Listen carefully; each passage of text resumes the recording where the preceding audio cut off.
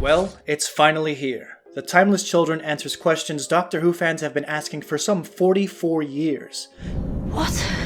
But along with those answers are revelations that will reshape how we fundamentally think and feel about the long-running show moving forward.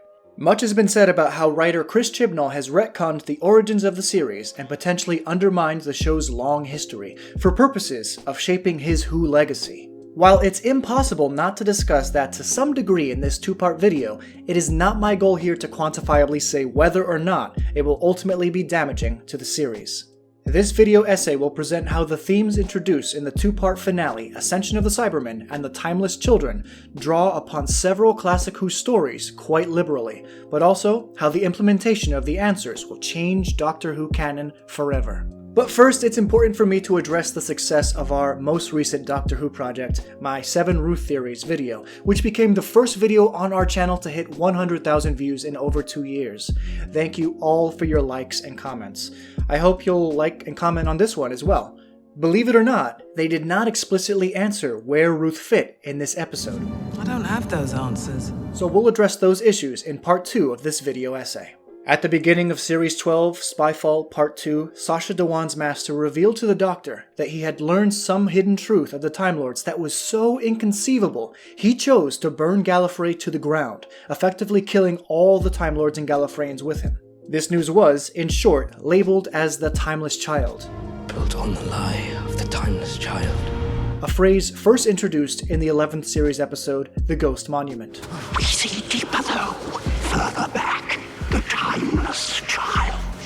Ruth, or rather a previously unseen incarnation of the Doctor hidden away on 21st century Earth, was introduced in The Fugitive of the Judoon, which opened up many questions we as of yet have no answer to. And we finally met the lone Cyberman that Jack Harkness warned the Doctor about by the end of The Haunting of Via Diodati.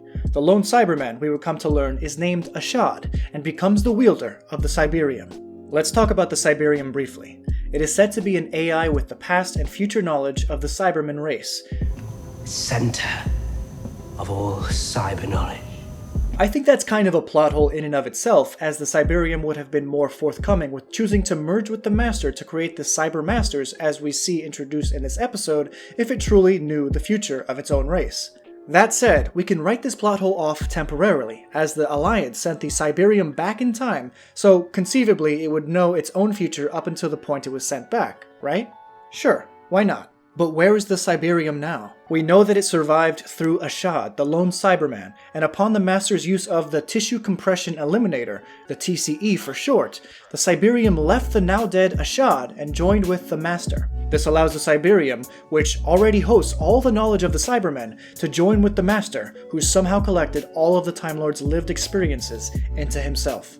While the Cybermasters were formidable and campy as all hell, we can ascertain that the death particle used by Kosharmus on Gallifrey certifiably wiped them out. What we can't ascertain is how the Master will inevitably survive the use of the death particle, but I'll wager that somehow the Cyberium will protect him. As the Cyberium itself created the death particle, perhaps it is immune to its effects. We'll discuss more about the death particle in part 2, but for now let's discuss Chibnall's influences, as they certainly have some major impact on this season and future seasons to come. It's fairly clear that Chibnall is a fan of classic Who, considering he was at one point one of the fans complaining about the writing on the series back when Terror of the Vervoids aired. It could have been a lot better. It could have been slightly better written.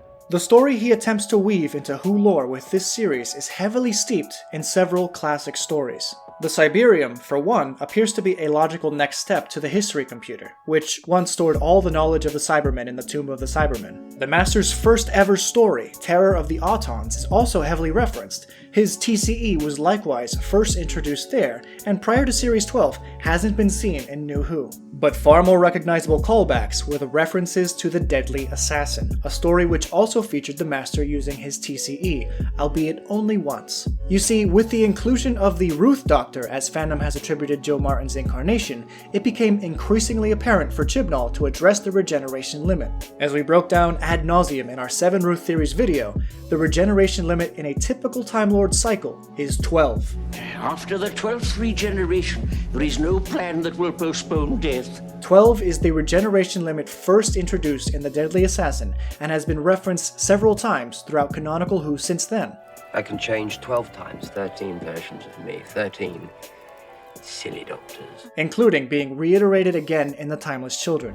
But he would restrict the regenerative process to a maximum of 12 times. The issue with including Ruth is the fact that the regeneration limit has been met and well accounted for. By returning to the literal scene of the crime in the Timeless Children, the Master has set the stage for revelations that will and must recontextualize the past. The Master claims that the Panopticon is right next door, though the primary chamber in which much of the Gallifreyan Citadel scenes occur in appears quite similar to the very Panopticon in which the Master killed the President of Gallifrey. The stairs leading to a circular doorway, the dais for which to address the Doctor and the audience, the balconies and mezzanines, it's all remarkably similar. Next to the Panopticon, the Chamber of the Matrix. While we don't get a look into the room where the Master claims the Matrix is located, one can picture its evolution from a cheap 70s set to a dark and sturdy contemporary one. The Matrix, likewise, was also introduced in The Deadly Assassin. I recommend going and watching the Fourth Doctor story and returning to this one.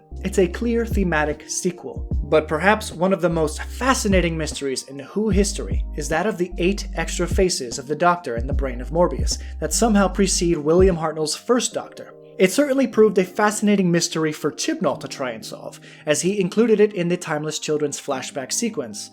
Perhaps it was solely the brain of Morbius that provided Chibnall with the idea, or perhaps only the confidence boost he required to strike out on a venture that would surely divide fandom between canon purists and the more forgiving consumers who were just in it for the ride. Having hacked the Matrix before, it's no stretch that with prolonged exposure to it, the Master would learn a secret or 3. But what he found deep in the recesses of the Doctor's lived experiences was a truth so big that he appeared to react as many of the fans wished they could, by burning Gallifrey down to the ground.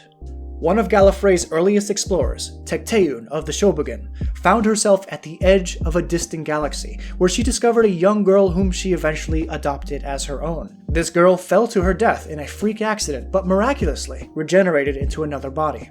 Through testing, and perhaps continual murder in the name of science, the girl went on to show up in 6 unique bodies, all children. Tecteun eventually cracked the code and tested it on herself. She became the first Gallifreyan to regenerate. Distilling the base code of the Timeless Child, Tecteun was capable of rewriting the Shobogen code, and they eventually went on to call themselves Time Lords after further gaining mastery over time and space. The Timeless Children also makes clear that Time Lords lived within the Citadel on Gallifrey. And Tecteun proposed that the gene splice the ability to regenerate into future generations of Citadel dwellers. Outside the Citadel, Gallifreyans were required to look upon the Untempered Schism and go through the Academy before they were given the ability to travel in time, regenerate, and call themselves Time Lords. Tecteun was the one who set the limits of 12 regenerations. The Master confirms to the Doctor and the audience that she is the original Timeless Child, though she has no recollection of it whatsoever. The child is you.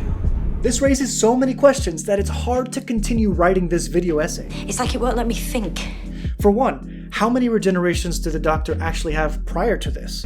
Are there more of her race? Does the 12 regeneration limit still apply to the Doctor? Let's actually explore that last one a bit. The Doctor, over the course of 56 years of continuity, has for all intents and purposes believed wholeheartedly that his first regeneration cycle, as it began with William Hartnell and ended with Matt Smith, was certain. Is it now to be believed that the cycle limit has no end to it? Looking at the show from the outside in, it's easy to suggest that yes, the show can potentially go on forever without the regeneration limitation, and even if there was a limit to it, it would be worked around somehow. But when the Time Lords granted the 11th Doctor a whole new regeneration cycle in the time of the Doctor, were they simply putting on a show for the Doctor's sake? Were they also truly unaware that the Doctor had unlimited regenerations? Or is it possible that the Doctor still required the Time Lords to provide another cycle? Based on the secrecy put on the memories in the Matrix, the supposed redacting of sensitive information, it is highly unlikely that the majority of the Gallifreyan elite know the Doctor's true origin, if anyone does. So it's possible that when the Time Lords did grant the Doctor another cycle, they meant it. Whether or not that means they gifted a few more years to an immortal, or the Doctor actually needed it, isn't clear. I'd like to suggest that if Tecteun could implement and limit the regeneration cycle to 12 times in Time Lords, so too she, or someone else at the Division, could have begun the cycle anew once the official First Doctor began his time at the Academy, and rewrote his DNA to assume the genetic makeup of a Time Lord. This would account for inconsistencies with the Time Lords presuming that William Hartnell's incarnation was the First Doctor all along, like this scene in The Three Doctors. Well, we'll soon settle that. Show me the earliest Doctor. Him too, so but surely... Show me. Say what you will about the finale, but it's probably the most lore-heavy episode in all of New Who, period. I've not even begun to discuss the Division, Brendan, the Ruth Doctor, and what we can learn from her flashback sequence. In tomorrow's video, we'll dive even deeper into the new ramifications all of this has for Doctor Who moving forward. Thanks for watching. Please feel free to leave us a like on your way out, consider helping us fund the production of videos like this on our Patreon, and subscribe if you want to see more like it. Thanks. Have a good one.